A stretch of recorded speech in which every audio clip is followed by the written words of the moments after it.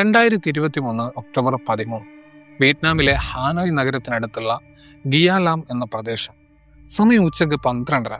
അവിടുത്തെ പ്രസിദ്ധമായിട്ടുള്ള red river എന്ന നദിയിൽ മീൻ പിടിക്കാൻ പോയതായിരുന്നു മധ്യവയസ്കരായിട്ടുള്ള ഒരു ദമ്പതികൾ. ശാന്തമായിട്ട് ഒഴുകുന്ന ആ നദിയിൽ മീൻ പിടിക്കുന്നതിനിടയിലാണ് ഏകദേശം 30 മീറ്റർ അകലെയായിട്ട് വെള്ളത്തിൽ എന്തോ ഒരു കാര്യം പൊന്തിക്കിടക്കുന്നത് അവർ കണ്ടത്. ദൂരെ നിന്ന് നോക്കിയപ്പോൾ ഒരു തുണിക്കടയിൽ വെക്കുന്ന ഡമ്മിയുടെ കാല് പോലെയാണ് അവർക്കത് തോന്നിയത്. കാരണം ആ നദിയിൽ മുങ്ങി മരിച്ചവരുടെയും അല്ലാത്തവരുമായിട്ടുള്ള ഒരുപാട് പേരുടെ മൃതദേഹങ്ങൾ അവർ ഇതിനു മുമ്പും കണ്ടിട്ടുണ്ട്. അതുകൊണ്ട് തന്നെ വലിയ ഭയമൊന്നും അവർക്ക് തോന്നിയില്ല. എന്നാൽ വെള്ളം കുറച്ചുകൂടി അടുത്തേക്ക് കൊണ്ടുപോയപ്പോൾ അവർ കണ്ട കാഴ്ച ശരിക്കും അവരുടെ ചോര മരവിപ്പിക്കുന്നതായിരുന്നു. അതൊരു പ്ലാസ്റ്റിക് ഡമ്മിയുടെ കാലായിരുന്നില്ല, മറിച്ച് ഒരു മനുഷ്യന്റെ അറ്റുപോയിട്ടുള്ള കാലായിരുന്നു. അല്പനേരത്തിന് ശേഷം അവിടെ ഉണ്ടായിരുന്ന മറ്റൊരു മത്സ്യത്തൊഴിലാളി വെള്ളത്തിൽ ഒഴുകി നടക്കുന്ന ഒരു മനുഷ്യന്റെ തലയും കൂടി കണ്ടതോടെ അവർ വേഗം പോലീസിനെ വിവരമറിയിച്ചു. എന്നാൽ പോലീസ് അത്ര കാര്യമായിട്ട് ഇത് എടുത്തില്ല.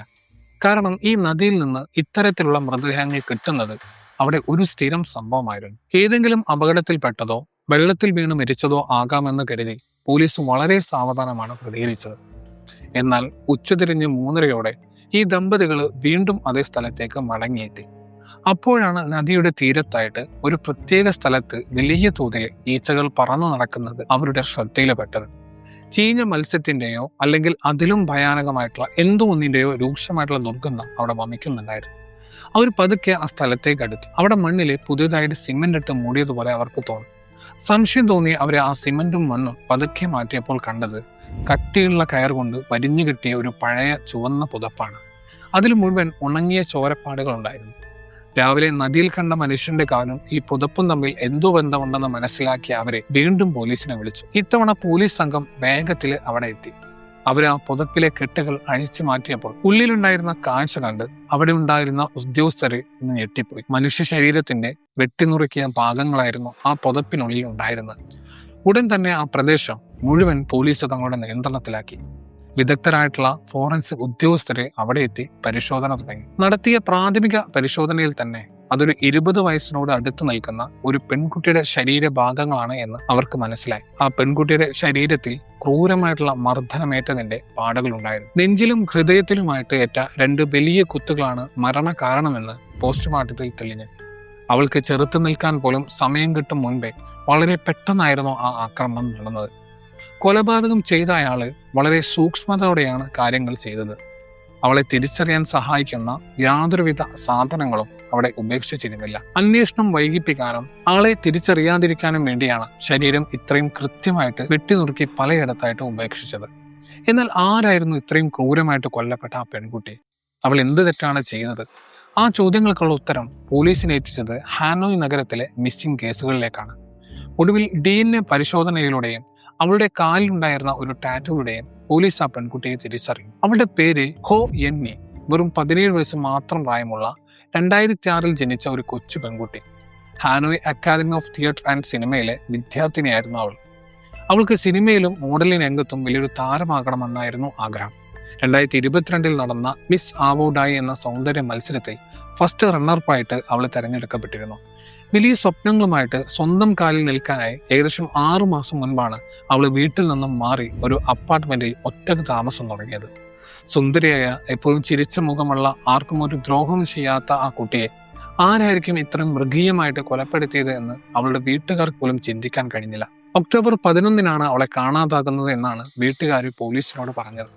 എന്നാൽ ഫ്ളാറ്റിലെ CCTV ദൃശ്യങ്ങൾ പരിശോധിച്ചപ്പോൾ അതിനു മുൻപ് ഒക്ടോബർ 10 രാത്രിയാണ് അവളൊരു മധ്യവയസ്കനായിട്ടുള്ള പുരുഷനൊപ്പമാണ് ആ ഫ്ളാറ്റിലേക്ക് വന്നതെന്ന് വ്യക്തമായത്. അതിനുശേഷം അവൾ ആ ഫ്ളാറ്റിൽ നിന്ന് പുറത്തു പോയിട്ടുമില്ല. ആരാണ് ആ പുരുഷൻ എന്ന ചോദ്യത്തിന് ഫ്ളാറ്റിലെ സെക്യൂരിറ്റി ജീവനക്കാരൻ നൽകിയ മറുപടി പോലീസിനെ ശരിക്കും അത്ഭുതപ്പെടുത്തി. അത് മറ്റാരുമായിരുന്നില്ല, ആ കെട്ടിടത്തിന്റെ ഉടമസ്ഥനായിട്ടുള്ള ദാ ഡൂയി ഖാൻ എന്ന 38-കാരനായിരുന്നു. അവർ തമ്മിൽ രഹസ്യമായിട്ടുള്ള ഒരു ബന്ധമുണ്ടായിരുന്നു എന്ന് സെക്യൂരിറ്റി ജീവനക്കാരനാണ് പോലീസിനോട് പറഞ്ഞത്. പുറമേ നിന്ന് നോക്കുമ്പോൾ വളരെ മാന്യനായ സുമുഖനായ വലിയൊരു ബിസിനസ്സുകാരനാണ് അയാൾ. ഭാര്യയും 3 കുട്ടികളുമുള്ള സമൂഹത്തിൽ വിലയുള്ള ഒരാൾ. എന്നാൽ അതിലും വലിയൊരു കാര്യം പോലീസിനെ ഞെട്ടിച്ചു. ഈ ഖാൻ കൊല്ലപ്പെട്ട ആ പെൺകുട്ടിയുടെ അച്ഛന്റെ വളരെ അടുത്ത സുഹൃത്തായിരുന്നു. 21 വയസ്സിന്റെ വ്യത്യാസമുള്ള, അച്ഛന്റെ പ്രായമുള്ള, സ്വന്തമായ ഒരു കുടുംബമുള്ള ഈ മനുഷ്യനെ ആ പെൺകുട്ടിയുമായിട്ട് എന്താണ് ബന്ധം? ഈ ചോദ്യത്തിനുള്ള ഉത്തരം തേടി പോലീസ് ഖാന്റെ വീട്ടിലെത്തിയപ്പോൾ അയാൾ അവിടെ ഉണ്ടായിരുന്നില്ല. അയാളുടെ ഫോണും സ്വിച്ച് ഓഫ് ആയിരുന്നു. ഇതോടെ അയാൾക്ക് ഈ സംഭവത്തിൽ പങ്കുണ്ടെന്ന സംശയം പോലീസിൽ ശക്തമായി. രാജ്യമെമ്പാടും അയാൾക്കായിട്ട് പോലീസ് അന്വേഷണം ആരംഭിച്ചു.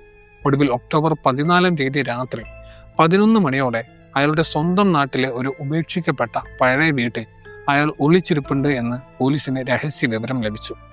പോലീസ് ആ വീട് വളഞ്ഞു. വാതിൽ തകർത്ത് അകത്ത് കയറിയ പോലീസ് സംഘം വീടാകെ പരിശോധിച്ചു. ഒടുവിൽ ഒരു കട്ടിലിനടിയിൽ രക്തത്തിൽ കിടക്കുന്ന ഗാനയാണ് അവരെ കണ്ടത്. പോലീസിനെ കണ്ടതും അയാൾ കയ്യിലുണ്ടായിരുന്ന ചെറിയ കത്തി കൊണ്ട് സ്വന്തം വയറ്റിലും നെഞ്ചിലും കുത്തി ആത്മഹത്യ ചെയ്യാൻ ശ്രമിക്കുകയായിരുന്നു. നിയമത്തിന് മുന്നിൽ നിന്ന് രക്ഷപ്പെടാൻ അയാൾ കണ്ട അവസാന വഴി അതായിരുന്നു. എന്നാൽ പോലീസ് വളരെ പെട്ടെന്ന് തന്നെ അയാളെ വലിച്ചു പുറത്തിട്ട് ആശുപത്രിയിൽ എത്തിച്ചു. അടിയന്തര ശസ്ത്രക്രിയയിലൂടെ ഡോക്ടർമാര് അയാളുടെ ജീവൻ രക്ഷിച്ചു. ബോധം വന്നതിന് ശേഷം കനത്ത കാവലിൽ ആശുപത്രി കിടക്കയിൽ വെച്ച് പോലീസ് അയാളെ ചോദ്യം ചെയ്തു. 2023 തുടക്കം മുതൽ അവര് തമ്മിൽ രഹസ്യമായിട്ട് പ്രണയത്തിലായിരുന്നു എന്നാണ് അയാൾ പോലീസിനോട് കുറ്റസമ്മതം നടത്തിയത്.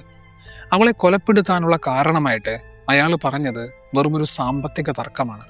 അവൾ അയാളിൽ നിന്ന് $2000 കടം വാങ്ങിയിരുന്നത്രേ.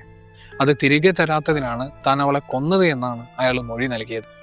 നിരവധി അപ്പാർട്ട്മെന്റുകളും ബിസിനസ്സുകളുമുള്ള സാമ്പത്തികമായിട്ട് നല്ല നിലയിലുള്ള ഒരാൾ വെറും $2000 വേണ്ടി ഒരു പെൺകുട്ടിയെ ഇത്രയും ക്രൂരമായിട്ട് കൊല്ലുമോ എന്ന് പോലീസിനെ വിശ്വസിക്കാൻ കഴിഞ്ഞില്ല.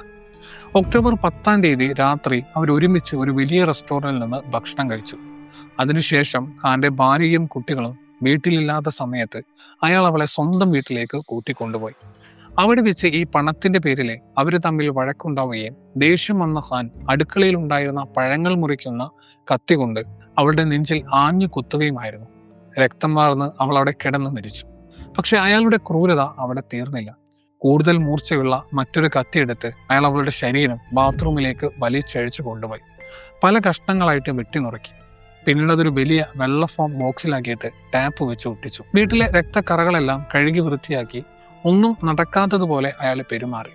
പുലർച്ചെയായപ്പോൾ അയാൾ ഒരു ടാക്സി വിളിച്ചു. പെട്ടിക്ക് നല്ല ഭാരമുള്ളതുകൊണ്ട് അത് താഴെ ഇറക്കാൻ ടാക്സി ഡ്രൈവറുടെ സഹായവും അയാൾ ചോദിച്ചു. താൻ ചുമക്കുന്നത് ഒരു പെൺകുട്ടിയുടെ വെട്ടിനുറുക്കിയ ശരീരഭാഗങ്ങളാണ് എന്ന് ആ പാവം ഡ്രൈവർക്ക് അറിയില്ലായിരുന്നു. നദിക്കരയിലെ വിജനമായിട്ടുള്ള ഒരു സ്ഥലത്ത് വണ്ടി നിർത്തി അയാൾ പെട്ടി അവിടെ ഇറക്കി വെച്ചു. ഡ്രൈവർ പോയതിനു ശേഷം അയാൾ ആ ശരീരഭാഗങ്ങൾ നദിയിലേക്ക് വലിച്ചെറിഞ്ഞു. കുറച്ച് ഭാഗങ്ങൾ നദിക്കരയിലെ ചെളിയിൽ കുഴിച്ചിട്ടു. പിന്നീട് അവളുടെ 2 ഫോണുകൾ ഒരു പാലത്തിൽ നിന്ന് നദിയിലേക്ക് എറിഞ്ഞു കളയുകയും അവളുടെ ബാഗും ചെരുപ്പും മറ്റൊരു വാടക മുറിയിൽ ഒളിപ്പിക്കുകയും ചെയ്തു. വളരെ ആസൂത്രിതമായിട്ടാണ് അയാൾ ഓരോ തെളിവും നശിപ്പിക്കാൻ ശ്രമിച്ചത്. എന്നാൽ ഒക്ടോബർ 12 അയാൾക്കൊരു ഭയം തോന്നി. താൻ നദിക്കരയിൽ കുഴിച്ചിട്ട ശരീരഭാഗങ്ങൾ മഴ പെയ്താൽ പുറത്തു വരുമോ എന്നൊരു പേടി. അങ്ങനെ ഒക്ടോബർ 13 പുലർച്ചെ അയാൾ വീണ്ടും ആ സ്ഥലത്തെത്തി. മണ്ണ് മാറ്റി അതിനു മുകളിൽ ശ്രദ്ധയോടെ സിമന്റ് ഒഴിച്ചു. ഒരിക്കലും ആരും ഇത് കണ്ടുപിടിക്കില്ലെന്ന വിചാരത്തോടെയാണ് അയാൾ അവിടെ നിന്നും പോയത്. പക്ഷേ അയാളുടെ വിധി മറ്റൊന്നായിരുന്നു. 10 മണിക്കൂറുകൾക്ക് ശേഷം ആ സിമന്റ് മൂടിയ സ്ഥലം തന്നെയാണ് ആ മത്സ്യത്തൊഴിലാളികളുടെ ശ്രദ്ധയിൽപ്പെട്ടതും ഈ സംഭവം ലോകമറിഞ്ഞതും. അയാളുടെ ആ മൊഴി പൂർണ്ണമായിട്ടും വിശ്വസിക്കാൻ പോലീസോ വിയറ്റ്നാമിലെ ജനങ്ങളോ തയ്യാറായില്ല. വെറും പണത്തിന് വേണ്ടിയല്ല ഇതെന്നും അവൾ ആ ബന്ധത്തിൽ നിന്ന് പിന്മാറാൻ ശ്രമിച്ചപ്പോൾ തനിക്ക് കിട്ടിയില്ലെങ്കിൽ ഇനി അവൾ മറ്റാർക്കും സ്വന്തമാകരുത് എന്ന ക്രൂരമായിട്ടുള്ള ചിന്തയാകാം ഈ കൊലപാതകത്തിന് കാരണമെന്നും പലരും വിശ്വസിച്ചു. ഇതിനു പിന്നിൽ മറ്റെന്തെങ്കിലും വലിയ രഹസ്യങ്ങളുണ്ടോ എന്നും സംശയിക്കപ്പെട്ടു. എന്നാൽ ആ സത്യം എന്താണെന്ന് അയാൾക്ക് മാത്രമേ അറിയൂ. ഈ സംഭവം വിയറ്റ്നാം മുഴുവൻ വലിയ കോളിളക്കമുണ്ടാക്കി. വളരെ ദൈർഘ്യമേറിയ വിചാരണകൾക്കൊടുവിൽ 2024 സെപ്റ്റംബർ 30 കോടതി ധാ ഡുയിനെ വധശിക്ഷ വിധിച്ചു. കൂടാതെ അവരുടെ കുടുംബത്തിന് $15,000 നഷ്ടപരിഹാരം നൽകാനും കോടതി ഉത്തരവിട്ടു. ഒരു പെൺകുട്ടിയുടെ സ്വപ്നങ്ങളും ജീവനും ഇല്ലാതാക്കിയ അയാൾക്ക് കിട്ടാവുന്നതിൽ വെച്ച് ഏറ്റവും വലിയ ശിക്ഷ തന്നെ കോടതി നൽകി. ആ കൊച്ചു പെൺകുട്ടി ഒരിക്കലും കരുതിയിട്ടുണ്ടാകില്ല താൻ അത്രയേറെ വിശ്വസിച്ചിരുന്ന തൻ്റെ അച്ഛൻ്റെ സ്ഥാനത്ത് കാണേണ്ടിയിരുന്ന ഒരാൾ തന്നെ ഇത്രയും മൃഗീയമായിട്ട് ഇല്ലാതാക്കുമെന്ന്. നമ്മൾ ജീവിക്കുന്ന ഈ ലോകം എത്രത്തോളം ഭയാനകമാണ് എന്നും മാന്യതയുടെ മുഖംമൂടി അണിഞ്ഞ് നമ്മുടെ കൂടെ നിൽക്കുന്ന പലരുടെയും ഉള്ളിലെ മൃഗം എത്രത്തോളം അപകടകാരിയാണെന്നും ഈ സംഭവം നമ്മളെ ഓർമ്മിപ്പിക്കുന്നുണ്ട്. ആരെയും കണ്ണടച്ച് വിശ്വസിക്കാതിരിക്കുക. കാരണം പുറമേ കാണുന്നല്ല പലരുടെയും യഥാർത്ഥ മുഖം.